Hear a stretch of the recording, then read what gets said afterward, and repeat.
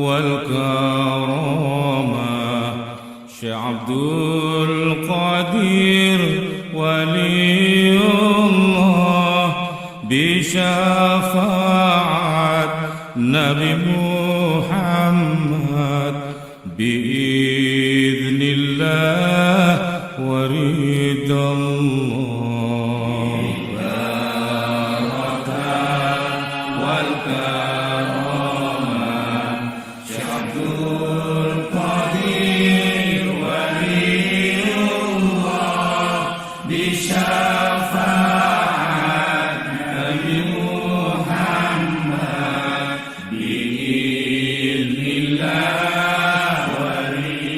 Assalamualaikum warahmatullahi wabarakatuh. Salam penuh berkah kami sampaikan kepada seluruh sahabat Laila Rabbi dimanapun berada. Semoga rahmat, kasih sayang, dan ridha Allah Subhanahu wa Ta'ala senantiasa menyertai langkah kita semua.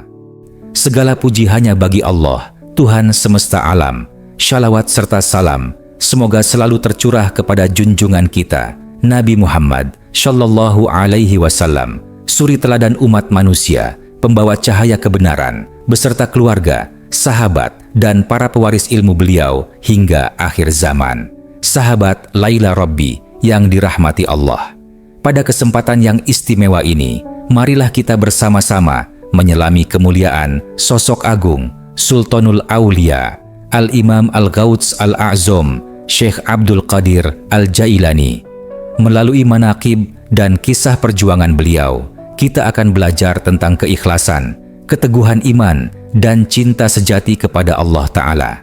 Mari kita tenangkan hati, sucikan niat, dan bukalah telinga serta jiwa, agar setiap hikmah yang kita dengar menjadi cahaya penuntun dalam kehidupan sehari-hari.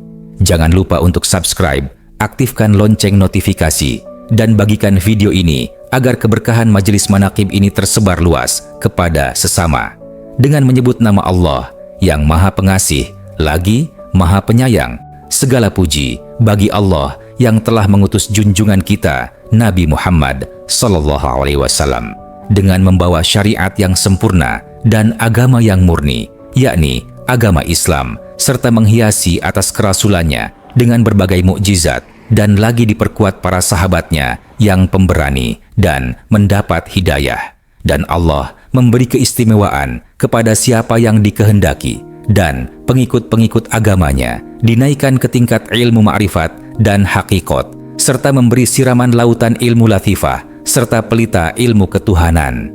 Lantaran itu, mereka jadi juru petunjuk umat dan perintis ke jalan Allah yang Maha Agung lagi Maha Mengetahui, mengajak hamba Allah lewat di jalan setinggi-tingginya jalan yang lurus. Dan semoga Allah senantiasa mencurahkan solawat dan salamnya kepada junjungan Nabi Muhammad Sallallahu Alaihi Wasallam dan para sahabatnya serta orang-orang yang mengikuti agama Islam. Dan semoga Allah memberikan taufik kepada kita untuk memperoleh hidayah melalui petunjuk-petunjuk beliau, mengikuti amalan-amalannya, serta mendapatkan pembagian nur, cahaya dari orang-orang tersebut agar dapat menghilangkan kegelapan kebodohan selagi manaqibnya orang-orang tersebut masih harum semerbak, berkumandang didengar, lestari, dawuh-dawuh kebenaran riwayat keutamaannya. Yang demikian itu akan membangkitkan semangat taat dan kebaktian kepada Allah. Adapun setelah itu semua, maka berkatalah orang yang membutuhkan kemurahan zat yang maha mulia dan maha penyelamat, yakni Syekh Ja'far bin Hasan bin Abdul Karim Al-Barzanjiyu. Kitab manaqib ini hanya merupakan bagian kecil penjelasan perilaku wali kutub yang bisa memberi pertolongan sebagai perantara agar terkabul tujuannya. Pimpinan para wali arif billah, imam para ulama, berjalan di jalan Allah untuk meraih lautan hakikat, yaitu Sayyid yang mulia. Dirinya dijadikan sandaran yang amat indah, keturunan bangsawan yang memiliki derajat yang tinggi, memiliki perkumpulan majelis yang besar, yaitu Sayyid yang besar, yaitu Syekh Abdul Qadir Al-Jailani. Semoga Allah yang maha kuat lagi sempurna menyampaikan Syekh ke surga yang dekat kepada Allah dan berhasil harapannya. Kitab manaqib ini bagaikan untayan yang dirangkum dari berbagai intan permata, berisi fatwa-fatwa dan amalan Syekh Abdul Qadir Al-Jailani agar dapat dijadikan perhiasan yang diperdengarkan kepada yang hadir pada saat dibacakan dalam amalan-amalan yang penting dan para peringatan-peringatan ulang tahun wafatnya Syekh Abdul Qadir Al-Jailani. Kitab manaqib ini kami ambilkan dari keterangan para ulama ahli thariqah dan para ulama yang mempunyai keyakinan yang mantap, kecintaannya kokoh kepada Kanjeng Syekh Abdul Qadir Al-Jailani, seperti Waliullah Syekh Abdul Wahan Asy-Sya'rani yang sudah terbukti keberuntungannya, dan Waliullah Syekh Sirajid Dimiski, penyusun kitab Nitajul Arwah. Karena didorong rasa cinta, kami sebar luaskan manaqib para wali yang telah mencapai tingkat kesempurnaan amalnya, juga menyebarkan manaqib para wali yang terpilih, serta mengharapkan turunnya rahmat yang melimpah dan barokah yang banyak. Karena dengan menyebut-nyebut hal ihwal para ulama, waliullah tersebut menyebabkan terbukanya barokah dari pintu langit yang tertinggi, juga turunnya mendung kemurahan dari Allah Subhanahu wa Ta'ala. Dan aku lepaskan, sampaikan dengan perantara keluarga Yanag mendapat ridho serta meminta pertolongan dengan segala kerahasiaannya. Maka keraskan, semarakan dengan zikir. Orang-orang yang mengharap zikir, pembaca, sampai kepadanya dengan segala kabarnya, dan saya menamakan sebagai perak yang hina dalam mengingat berzikir sebagian dari sifat kebaikan yang dimiliki Syekh Abdul Qadir Jailani. Maka kami katakan bahwa Kanjeng Syekh adalah menjadi Syekhut Tsaqalain, yaitu Syekhnya jin dan manusia yang sempurna, juga wali yang mempunyai kewaspadaan yang sempurna, usul kepada Allah, dan mempunyai kedudukan luhur lagi mulia, serta mempunyai martabat yang tetap, dan derajat yang sempurna, dan perilaku yang luhur, serta kesempurnaan yang tinggi, juga menjadi wali kutub yang ahli ma'rifat kepada Allah, dan menjadi pemimpin pertolongan penerangan hati, yaitu putra Syekh Abi Sholih Musa Janki Dausat. Disebut juga Janka Dausat putranya Syekh Abdillah bin Yahya Az-Zahid bin Musa Al-Juni bin Abdillah Al-Mahdli bin Al-Hasan Al-Mutsan bin Al-Hasan As-Sibthi bin Ali bin Abi Thalib, dan putranya Syarifah Fatimah Az-Zahra, putri dari junjungan kita Muhammad sallallahu alaihi wasallam yang menjadi Rasul. Nasab atau silsilah keturunan Syekh Abdul Qadir itu bagaikan matahari di waktu duha, bagaikan siang untuk munculnya cahaya waktu subuh. Silsilah keturunan Syekh ini sudah melekat di wajah Nabi Adam alaihi salam. Karena itu, malaikat langit diperintah sujud kepada Adam alaihi salam. Juga, nasab ini sudah disanjung dalam kitabnya Allah. Karenanya siapa yang sengaja ingkar silsilahnya akan terkalahkan dalilnya.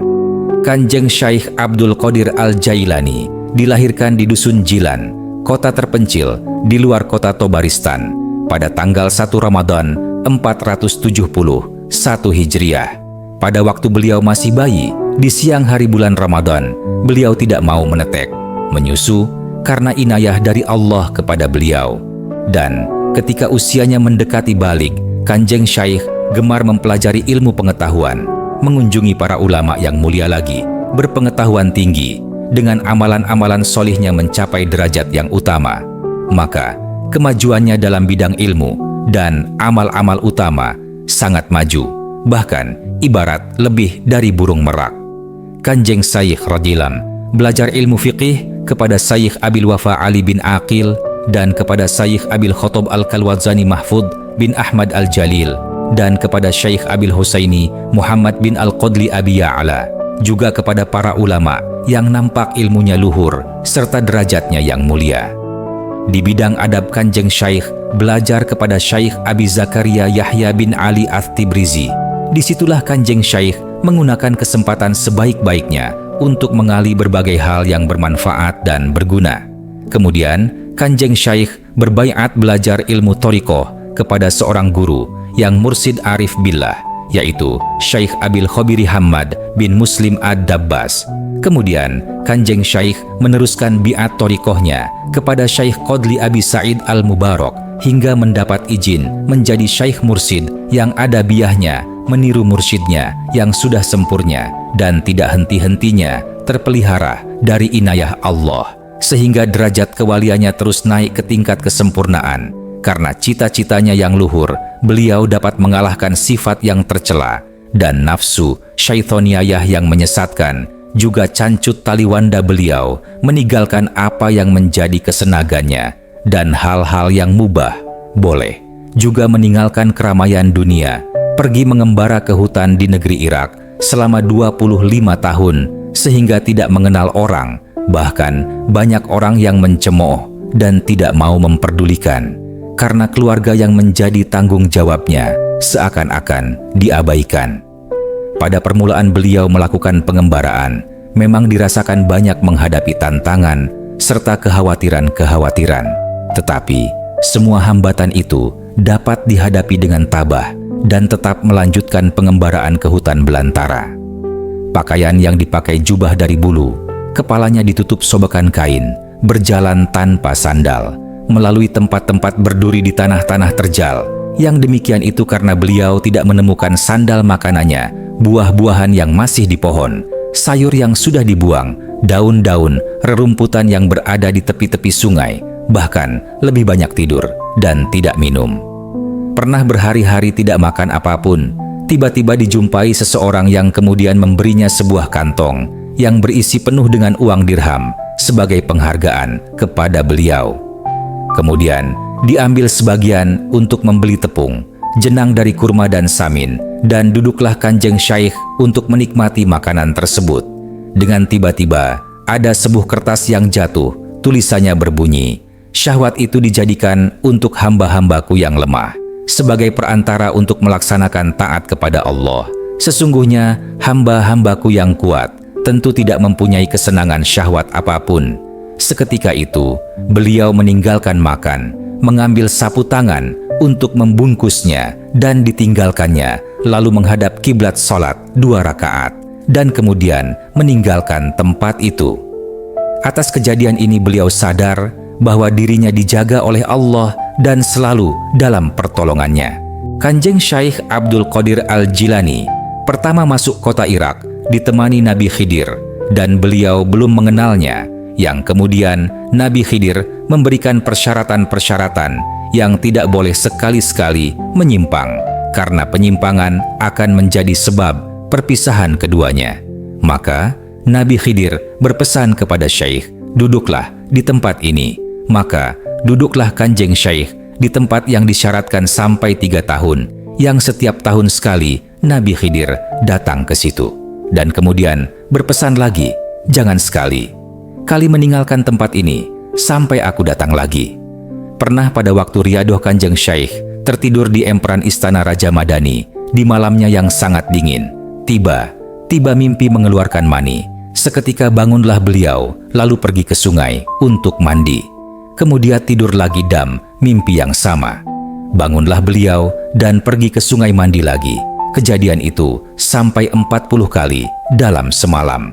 Kemudian Kanjeng Syaikh naik di atas pagar tembok emperan agar tidak tertidur lagi demi menjaga kelanggengan suci dari hadats. Kebiasaan Kanjeng Syaikh bila berhadats terus berwudu lalu sholat sunnah 2 rakaat sehingga senantiasa suci dan tidak pernah menanggung hadats. Tiada henti-hentinya Kanjeng Syaikh kesungguhannya dalam menjaga wudu. Bahkan hal yang demikian itu menjadi kebiasaan sampai ke tingkat usul kepada Allah.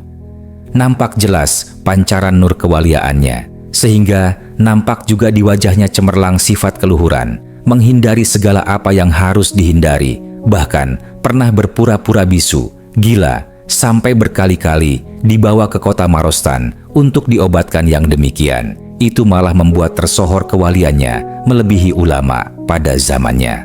Di bidang keilmuannya dan amalannya, zuhud dan ma'rifatnya ketokohan, dan fatwa-fatwanya dapat diterima siapa saja yang mendengarkan, sehingga nama baiknya tersebar di mancanegara bagaikan peredaran surya.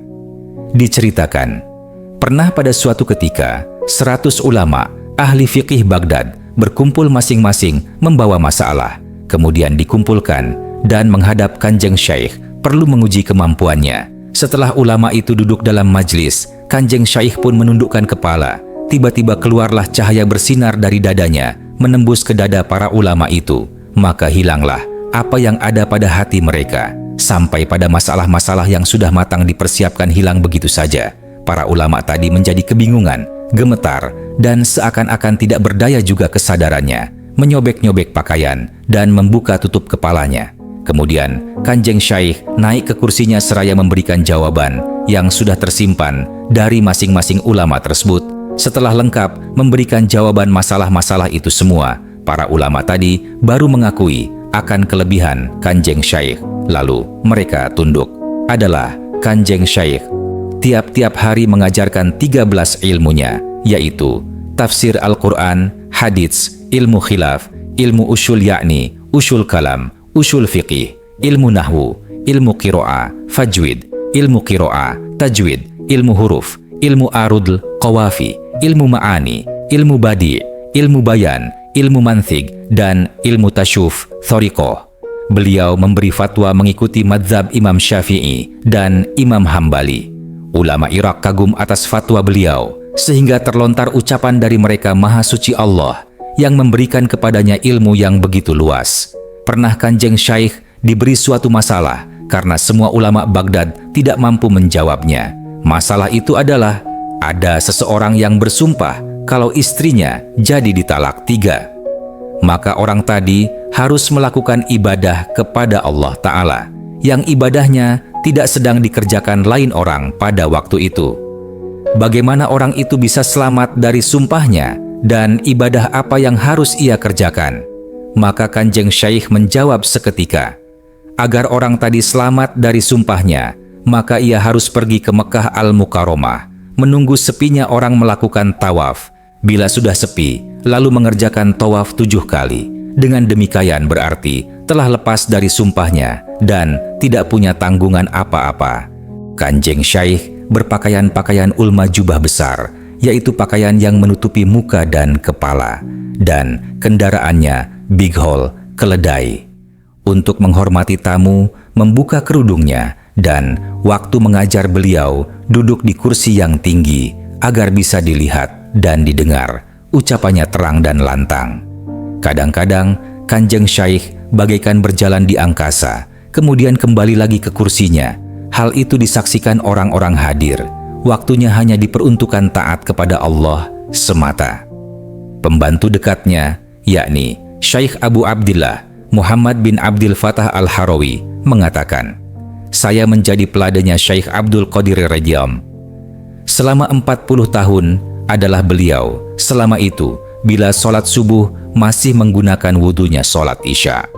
Kalau berhadats, segera memperbarui wudunya. Kemudian, mengerjakan sholat sunnah 2 rakaat. Adalah Kanjeng Syaikh setelah sholat isya masuk kamar pribadi. Tidak satupun orang dapat masuk dan membukanya. Tidak akan keluar sebelum terbit fajar. Raja Baghdad sudah berkali-kali benar-benar ingin bertemu dengan beliau pada malam hari. Tidak juga bisa bertemu. Syekh Abdul Fattah berkata, pernah saya bermalam semalam di rumah beliau, maka saya tahu beliau sholat sunnah sebentar pada permulaan malam, kemudian berzikir kepada Allah sampai melewati sepertiga dari permulaan malam. Kemudian beliau membaca Asma A'dham 9, yaitu Al-Muhithu, Ar-Rabbu, As-Syahidu, Al-Hasibu, Al-Fa'alu, Al-Khalaqu, Al-Khaliqu, Al-Bari'u, Al-Musyawiru, dan naik ke angkasa sampai hilang dari pandanganku. Setelah kembali lagi ke kamarnya, kemudian sholat berdiri di atas kedua kaki, serta membaca Al-Quran sampai habis waktu sepertiga malam yang kedua. Adalah sholat beliau, sujudnya sangat panjang. Kemudian duduk menghadapkan jiwanya ke hadirat Allah, muraqabah kepadanya sampai terbit fajar dengan sopan dan merendah berdoa kepada Allah, sehingga beliau tertutup penuh oleh cahaya terang dengan nampak terang jelas, sehingga menyilaukan pandangan mata sampai Kanjeng Syaikh tidak terlihat karena tertutup oleh nur cahaya.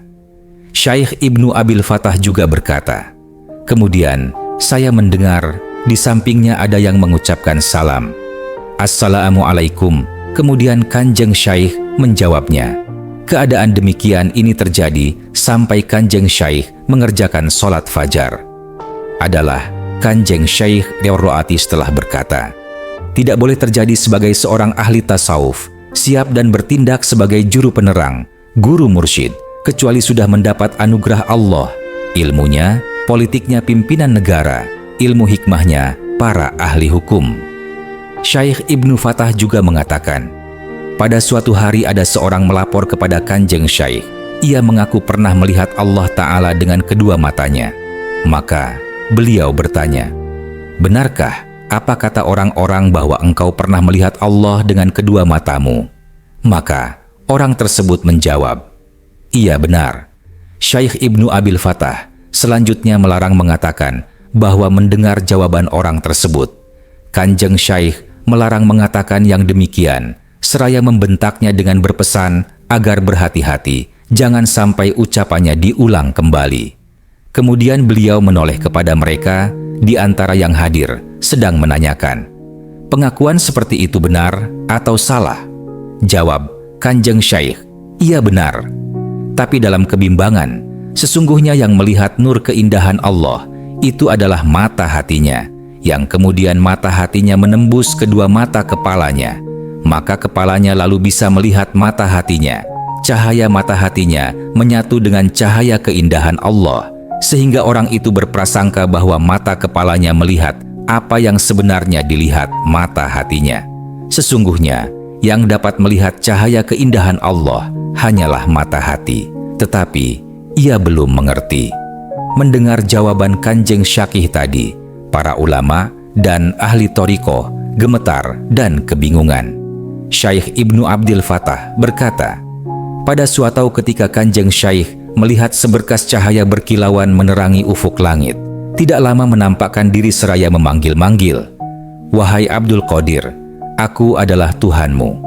Sungguh aku perbolehkan untukmu semua yang diharamkan." Maka Kanjeng Syaikh menjawab, "A'udzu billahi minasy syaithanir rajim." Aku berlindung kepada Allah dari syaitan yang terkutuk. Seketika itu cahaya tadi berubah menjadi gelap dan menyerupai awan dengan bersuara keras, "Wahai Abdul Qadir, selamatlah engkau dari ulah sesatku. Sebab ilmumu tentang hukum Tuhanmu ada, karena pemahamanmu tentang kedudukanmu sungguh, aku sudah menyesatkan seperti kejadian ini dari 70 orang ahli thariqah." Setelah beliau selamat dari godaan syaitan, kemudian memuji kepada Allah dengan mengucapkan, "Anugerah dan keselamatan hanya karena Tuhanku." Maka ditanyakan kepada Syaikh, bagaimana Syaikh bisa tahu sesungguhnya itu adalah syaitan? Kanjeng Syaikh menjawab, dari ucapannya, "Telah aku perbolehkan bagimu apa yang diharamkan, karena setahu saya, sungguh Allah Ta'ala tidak akan memerintahkan berbuat jahat."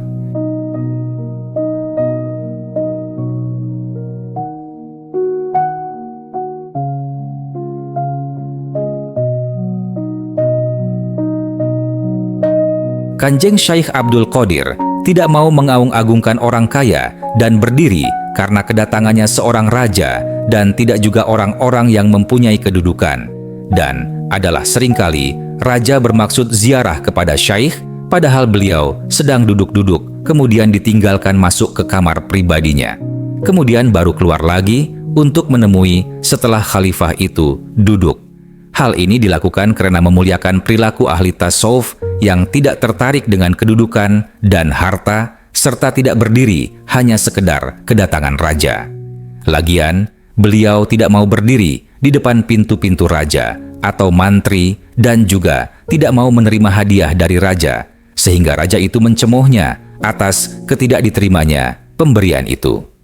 Maka Kanjeng Syaikh berkata kepada sang raja, "Kalau begitu, silahkan bawa sendiri hadiah itu ke sini." Raja pun menerimanya, kemudian membawa sendiri buah apel untuk Kanjeng Syaikh.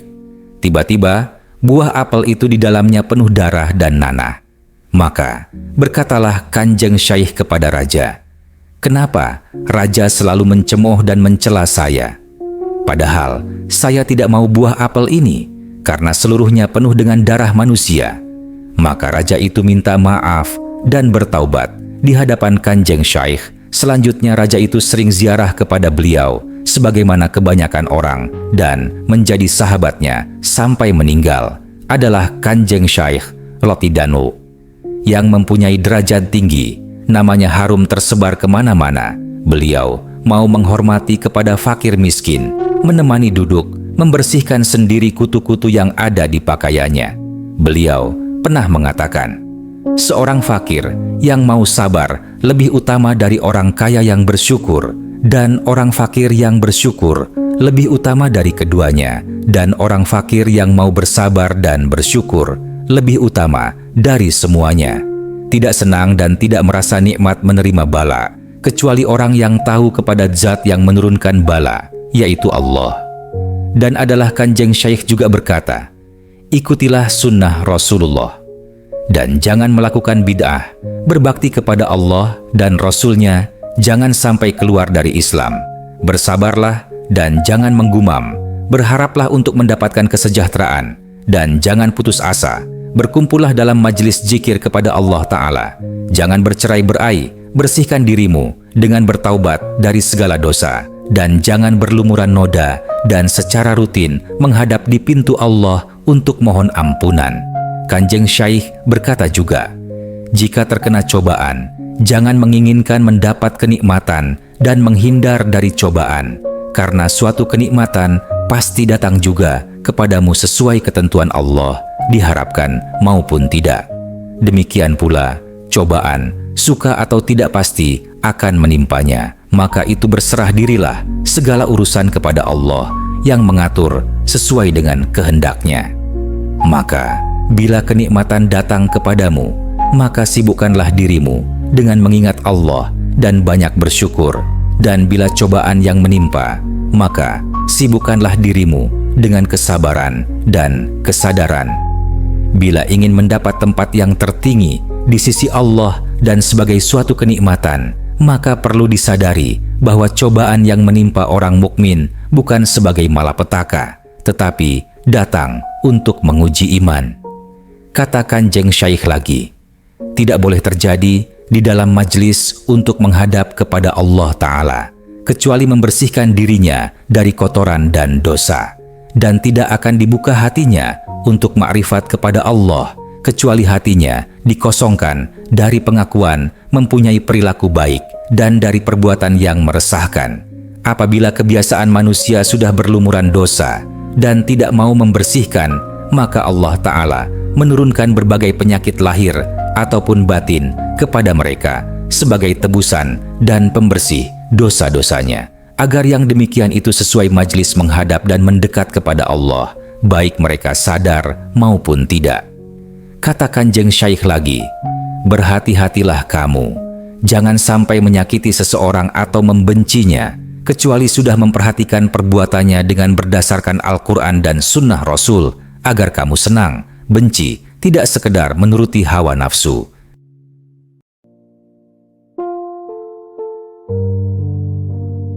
Kekaromahan Kanjeng Syaikh Abdul Qadir, pakaiannya tidak pernah dihinggapi lalat karena mewarisi eyangnya yaitu Nabi SAW. Orang yang melihatnya sempat menanyakan lantaran apa yang menyebabkan. Maka Kanjeng Syaikh menjawab, untuk apa lalat hinggap pada diriku, yang pada diriku ada tujuan untuk mendapatkan kenikmatan dunia dan madunya akhirat, melainkan hanya semata-mata ikhlas karena Allah. Dari sebagian kekaromahannya, satu ketika beliau duduk mengambil air wudhu, kejatuhan kotoran burung emprit, lalu beliau mengangkat kepalanya, maka jatuhlah burung itu dan mati. Kemudian beliau melepas pakaiannya untuk dicuci, lalu disedekahkan sebagai tebusan burung tadi. Dan berkatalah beliau, bila pada saya ada dosa, maka itulah tebusannya. Dan dari kekaromahannya lagi, ada seorang perempuan datang kepada beliau dengan membawa putranya diserahkan kepada beliau untuk menjadi santrinya dan belajar ilmu suluk. Putra tadi diterima, kemudian diperintahkan memerangi nafsunya serta menjalankan ibadah sebagaimana dilakukan oleh ulama-ulama salaf. Suatu hari, ibunya sowan kepada Kanjeng Syaikh dilihat anaknya menjadi kurus, si ibu kemudian masuk ke dalam kamar Kanjeng Syaikh dan melihat di depannya tulang-tulang ayam dari sisa daharan Kanjeng Syaikh. Maka si ibu kemudian menanyakan arti dari semua itu. Maka Kanjeng Syaikh meletakkan tangannya di atas tulang tadi sambil berkata, "Berdirilah atas izin Allah yang menghidupkan tulang-tulang yang hancur." Maka berdirilah tulang-tulang itu kembali menjadi ayam dan berkokok. Maka beliau berkata kepada si ibu, "Kalau anakmu sudah dapat berbuat seperti ini, maka boleh makan sekehendaknya." Dan dari kekaromahannya lagi, pada suatu hari ketika angin sedang berhembus kencang, ada seekor burung elang di atas majelis pengajian beliau dengan suara yang keras dan suaranya mengganggu orang-orang yang hadir di majelis itu. Maka beliau berkata, "Wahai angin, potonglah kepala burung itu." Maka seketika jatuhlah burung itu dengan keadaan kepala terputus. Kemudian beliau turun dari kursinya, mengambil burung tadi, mengelus-elus dengan membaca, "Bismillahirrahmanirrahim." Maka burung itu hidup kembali dan terbang lagi dengan izin Allah Ta'ala. Akan hal itu disaksikan oleh orang-orang yang hadir di majelis itu. Kanjeng Syaikh telah berkata bahwa beliau melahirkan rasa syukur atas kenikmatan yang diberikan kepadanya karena firman Allah Ta'ala, "Dan terhadap nikmat Tuhanmu, maka hendaklah kamu nyebutnya. Tiada seorang muslim yang melewati pintu madrasahku, melainkan Allah akan meringankan siksa yang menimpa pada hari kiamat." Dan diberitakan bahwa sesungguhnya ada seorang yang jerit dalam kuburnya. Maka Kanjeng Syaikh mendatangi kubur itu dan berkata, "Sesungguhnya orang ini pernah mengunjungi saya sekali, maka semestinya Allah mengasihinya." Maka sejak itu tidak lagi terdengar suara jerit dari dalam kubur tadi. Kanjeng Syaikh Iratihi Alam berkata, Syaikh Husain Al-Halaj pernah terpeleset satu kali dalam menjalankan kewaliannya. Hanya saja waktu itu tidak ada seorang pun yang dapat menolongnya. Seandainya saya hidup pada zamannya, pasti saya akan menolongnya, karena saya akan menolong orang yang terpeleset dari sahabatku, murid-muridku, dan orang yang cinta kepadaku sampai hari kiamat. Saya gandeng tangannya, baik mereka masih hidup maupun setelah mati. Disebabkan karena kudaku sudah terpasang pelananya, dan tombakku sudah tertancapkan, dan pedangku sudah terhunus, dan anak panahku sudah terpasang busurnya untuk menjaga santriku yang sedang lupa. Dan Kanjeng Syaikh Ratido berkata lagi, "Saya ini ibarat apinya Allah yang telah dinyalakan. Saya ini waliullah yang akan merobek setiap orang yang tidak punya sopan santun kepadaku. Dan saya diberi ilmu bagaikan lautan yang tidak bertepi. Saya ini dijaga oleh Allah. Saya waliullah yang diperhatikan. Wahai orang-orang yang berpuasa di siang hari, wahai yang bertahajud di malam harinya, wahai orang yang tinggal di gunung yang sudah dibinasakan gunung-gunungnya, wahai orang-orang ahli gereja yang sudah dirobohkan gereja-gerejanya, menghadaplah kalian untuk taat melaksanakan perintah-perintah Allah. Wahai wali rijal, wahai wali abthol, wahai wali atfal, kemarilah kalian kepadaku, ambillah ilmu dari waliullah yang bagikan lautan yang tiada bertepi."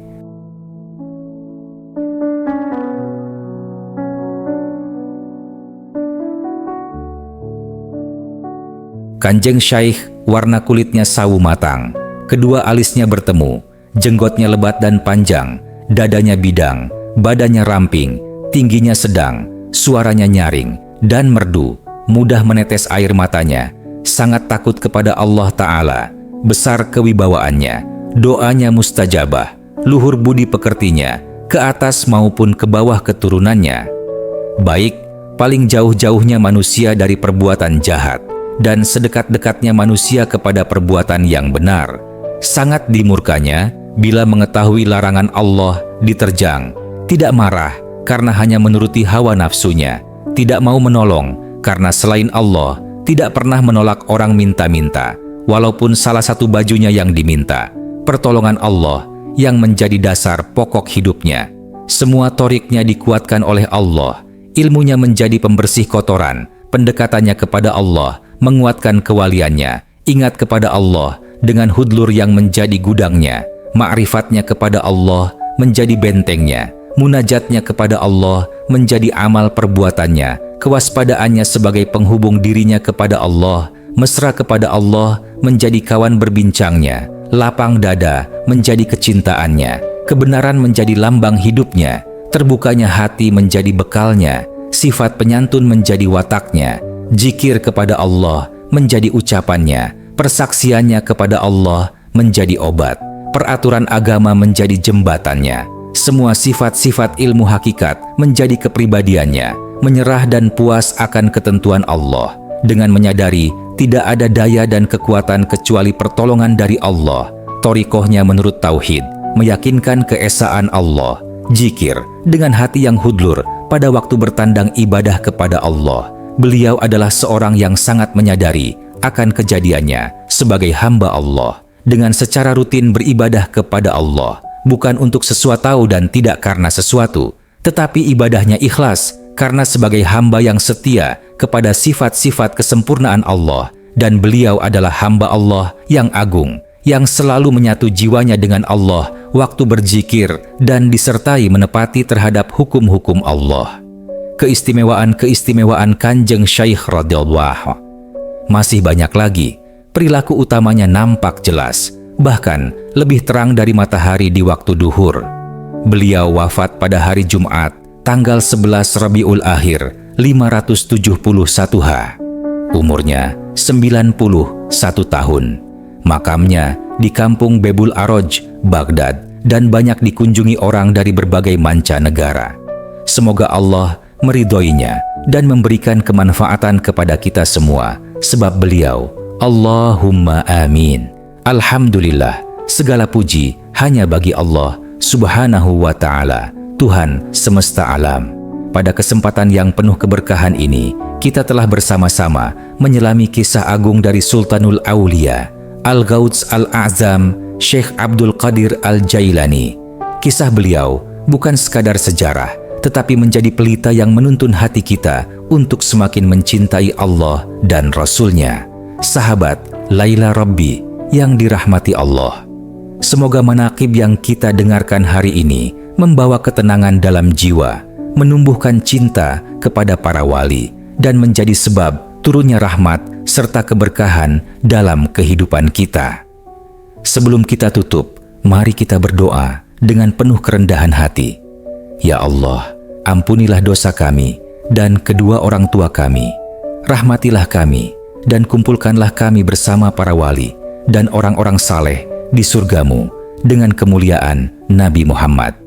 Amin ya Rabbal Alamin.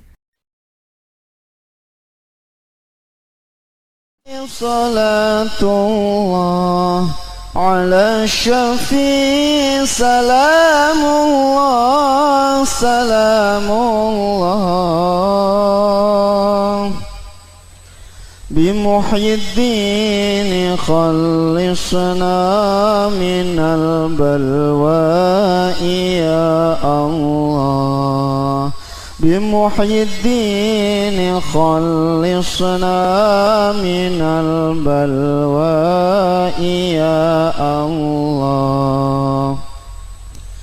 Ibadallah, rijalallah, aghithuna li ajlillah, li ajlillah, wa kunu aunana lillah, hasanahza bi fadlillah, wa kunu aunana lillah, hasanahza bi fadlillah. Wa ya aghdab wa ya anjab wa ya sadat wa ya ahbab wa ya ahbab wa antum ya ulil albab تعالوا وانصروا لله وأنتم يا أولي الألباب تعالوا وانصروا لله سألناكم وللزلفى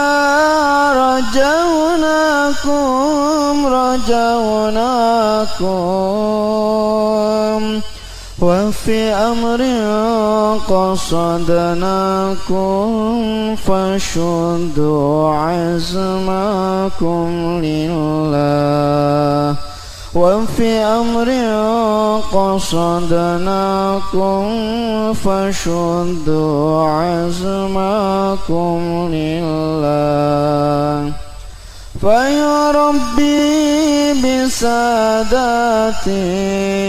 تحقق لي إشاراتي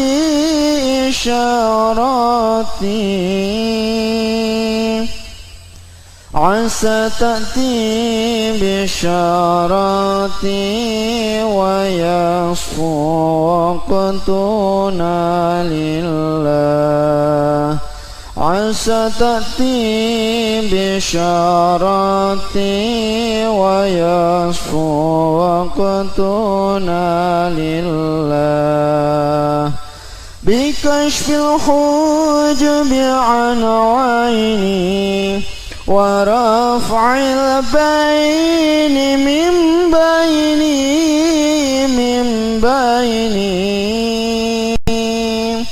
وطمس الكيف والأين بنور الوجه يا الله وطمس الكيف والأين بنور الوجه يا الله صلاة الله مولانا على من بالهدى جانا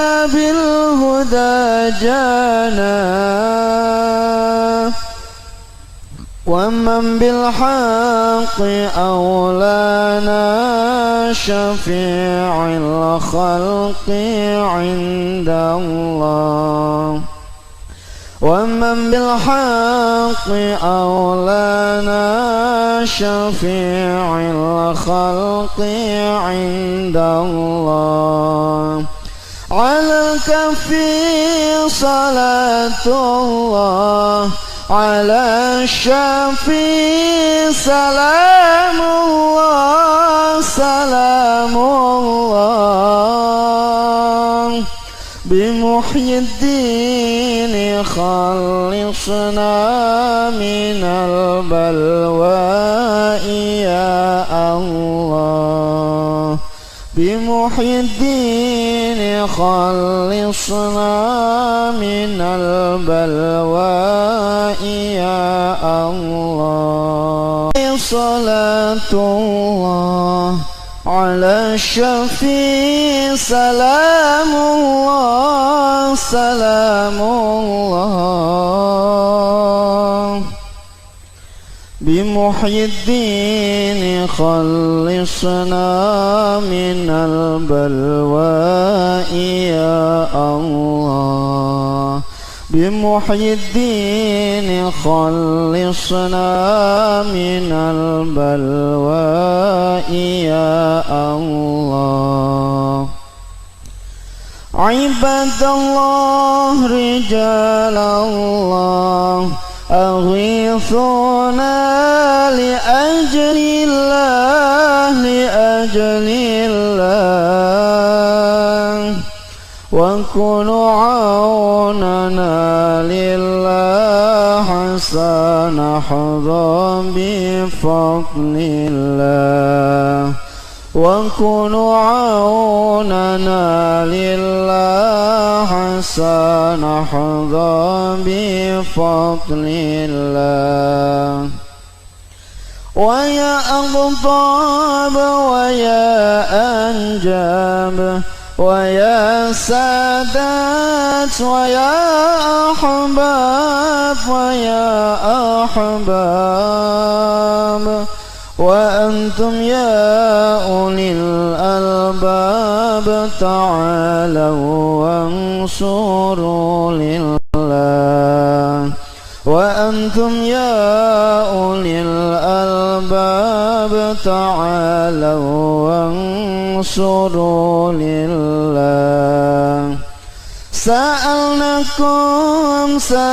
سألناكم وللزلفى رجوناكم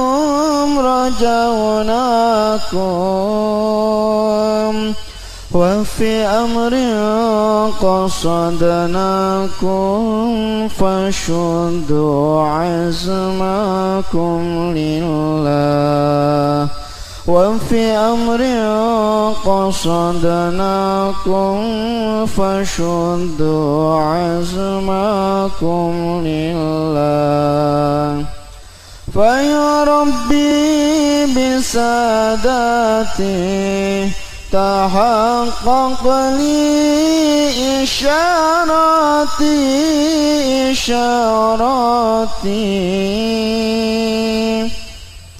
عسى تأتي بشاراتي ويصفو وقتنا لله عسى تأتي بشاراتي ويصفو وقتنا لله بكشف الحجب عن عيني ورفع البين من بيني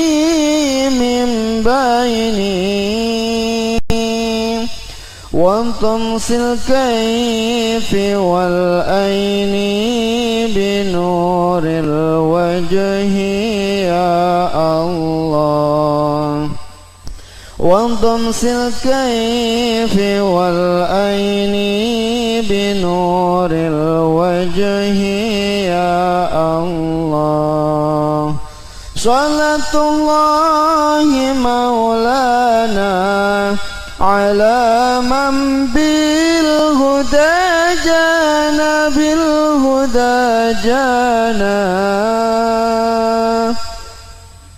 ومن بالحق أولانا شفيع الخلق عند الله ومن بالحق أولانا شفيع الخلق عند الله على الكفي صلاة الله على الشفي سلام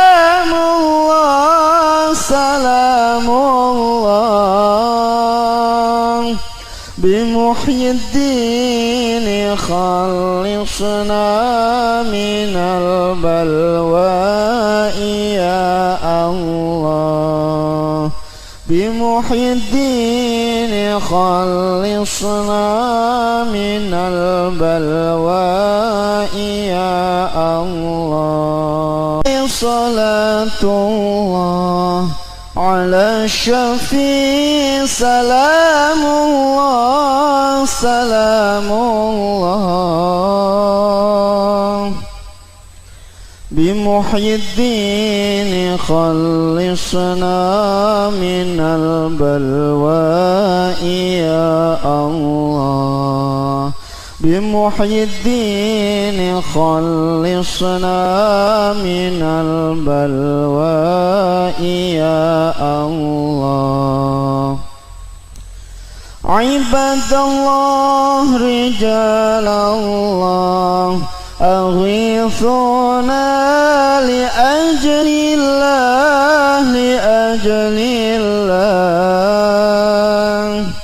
وكونوا عوننا لله حسن حظا بفضل الله وكن عوننا لله حتى نحظى بفضل الله. ويا أقطاب ويا أنجاب ويا سادات ويا أحباب ويا أحباب وأنتم يا أولي الألباب تعالوا وانصروا لله. وأنتم يا أولي الألباب تعالوا وانصروا لله. سألناكم وللزلفى رجوناكم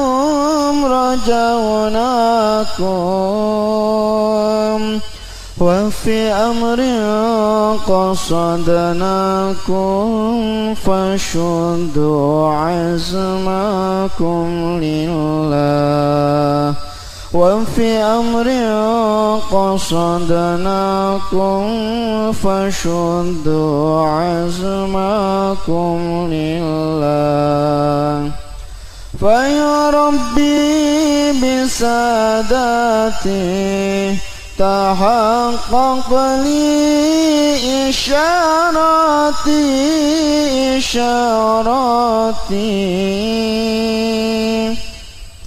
عسى تأتي بشاراتي ويصفو وقتنا لله.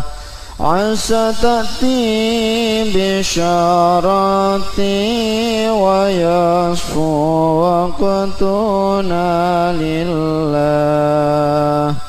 بكشف الحجب عن عيني ورفع البين من بيني